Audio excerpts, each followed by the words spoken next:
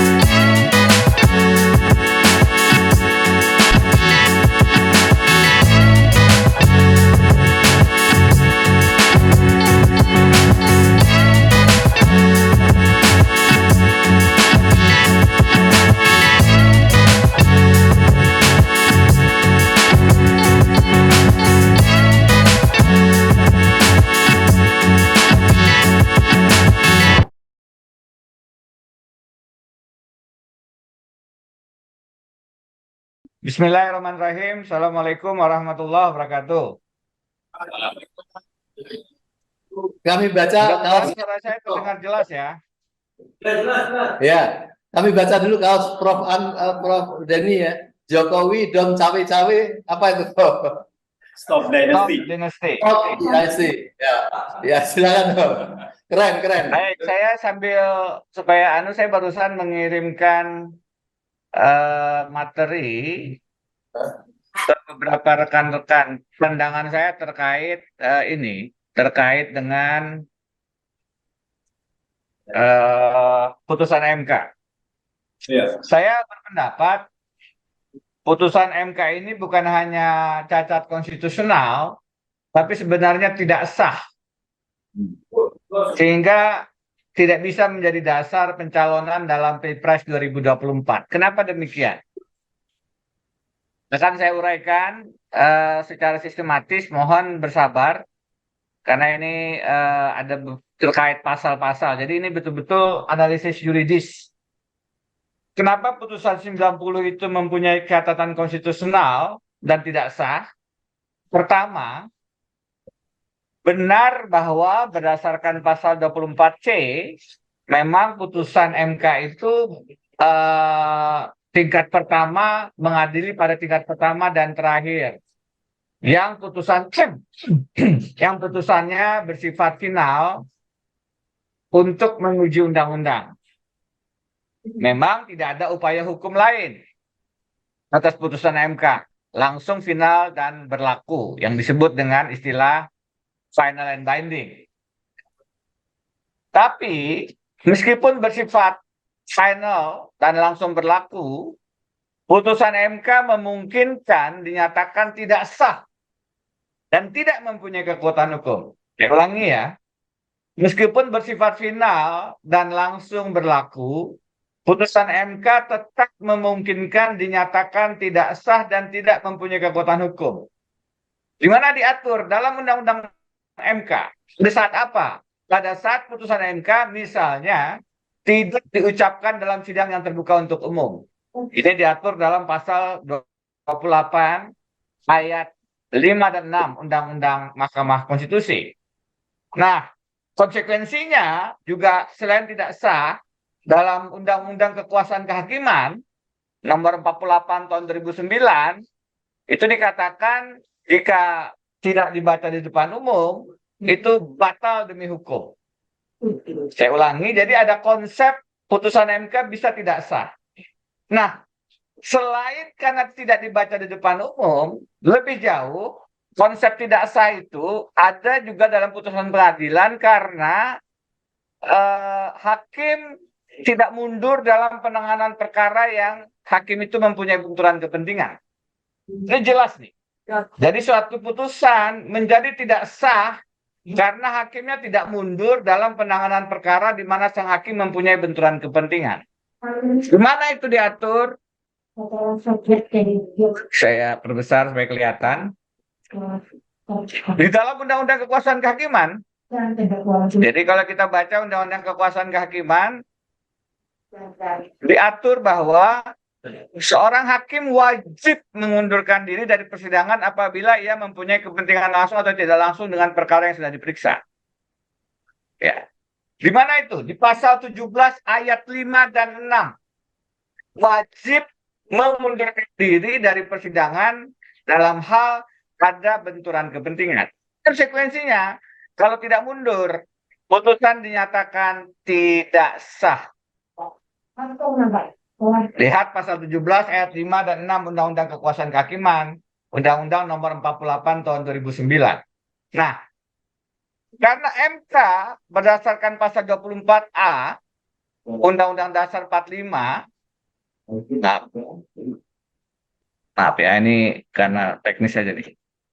Karena MK berdasarkan Undang-Undang Dasar 45 itu adalah termasuk kekuasaan kehakiman, ya kan? Pasal 24A ayat 2 itu jelas-jelas MK merupakan kekuasaan kehakiman, maka Undang-Undang Kekuasaan Kehakiman juga berlaku dan mengikat bagi Mahkamah Konstitusi. Yang lainnya harus Konsekuensinya apa? Konsekuensinya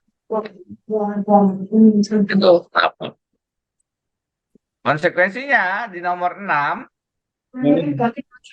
hakim konstitusi harus mundur jika ada benturan kepentingan dalam penanganan perkara. Ini diatur juga dalam peraturan MK tentang kode etik dan perilaku hakim konstitusi, khususnya dalam prinsip tak berpihakan, butir 5 huruf B, yang mengatur, jelas sekali ini bahasanya, hakim konstitusi harus, saya ulangi, harus mengundurkan diri dari pemeriksaan suatu perkara karena alasan-alasan di bawah ini. B, hakim konstitusi tersebut atau anggota keluarganya mempunyai kepentingan langsung terhadap putusan. Clear kan? Kalau tidak mengerti juga kita nggak tahu lagi harus bacanya bagaimana itu. Jadi mengacu pada kewajiban hakim harus mengundurkan diri jika perkara yang tangannya ada benturan kepentingan yang diatur dalam Undang-Undang Kekuasaan Kehakiman serta harus menurut peraturan MK, maka secara penafsiran gramatikal dan sistematis dapat simpulkan tidak mundurnya seorang hakim konstitusi di suatu perkara ketika ada benturan kepentingan yang terkait dengan kepentingan langsung keluarganya terhadap putusan akan membawa dampak konsekuensi hukum bahwa putusan yang demikian menjadi tidak sah. Ya, tidak sah. 8. Pandangan dan pendapat ini jelas terang benderang bahwa penanganan putusan 90 seharusnya tidak diperiksa, diadili, apalagi diputus oleh Ketua Mahkamah Konstitusi Anwar Usman yang merupakan ipar Presiden Jokowi dan kerabat keluarga dari Gibran Raka Buming Raka. Terlebih dalam putusan 90, pemohonnya itu sebenarnya mendasarkan argumentasinya atas klaim prestasi dan kekaguman pada Gibran. Baca permohonan butir 9, 16, dan 20. Jadi kalau dikatakan permohonan ini kan bukan terkait Gibran, permohonan 90 itu jelas-jelas menyebut nama Gibran sebagai dasar argumentasinya. Jadi meskipun Gibran bukan pemohon, Jokowi bukan pemohon, tetapi berdasarkan penalaran yang logis, penalaran yang sehat, penalaran yang wajar, putusan 90 mempunyai dampak langsung atas peluang Gibran Raka Buming Raka maju sebagai kontestan dalam Pilpres 2024. Jadi harusnya Anwar Usman mundur dalam perkara-perkara syarat umur ini. Saya sendiri sebagai bentuk konkret pendapat saya tersebut sejak 27 Agustus 2023 sudah lebih dari sebulan, hampir 2 bulan yang lalu, telah secara resmi mengadukan dugaan pelanggaran etik Ketua MK Anwar Usman ini ke MK. Surat pengaduan itu sampai sekarang tidak ada respon, tidak ditanggapi juga. Jadi saya sudah melakukan kewajiban saya untuk mengingatkan. Jadi kalau kita lihat putusan 90 ini diperiksa dan diadili, diputuskan oleh Anwar Usman, syarat benturan kepentingan yang tidak mundurkan diri atas perkara yang terkait langsung dengan kepentingan kakak iparnya Joko Widodo dan Gibran. Maka konsekuensinya putusan 90 menjadi tidak sah.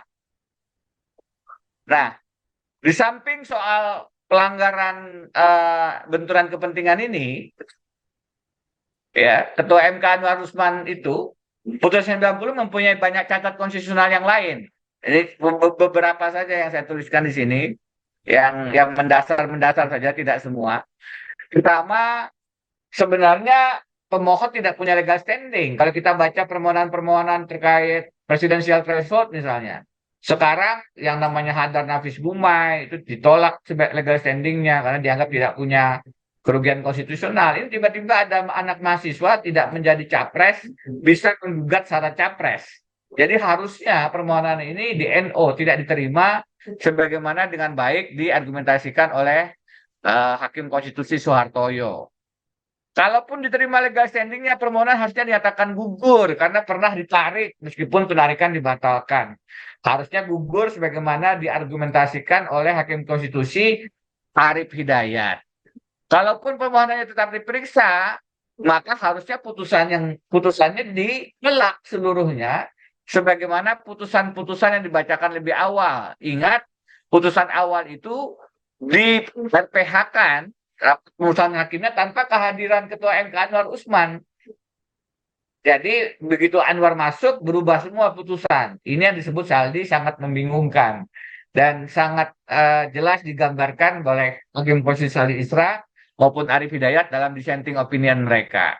Kalaupun kita menerima amar putusan 90 itu sebenarnya juga amar itu hanya diputuskan oleh 3 orang.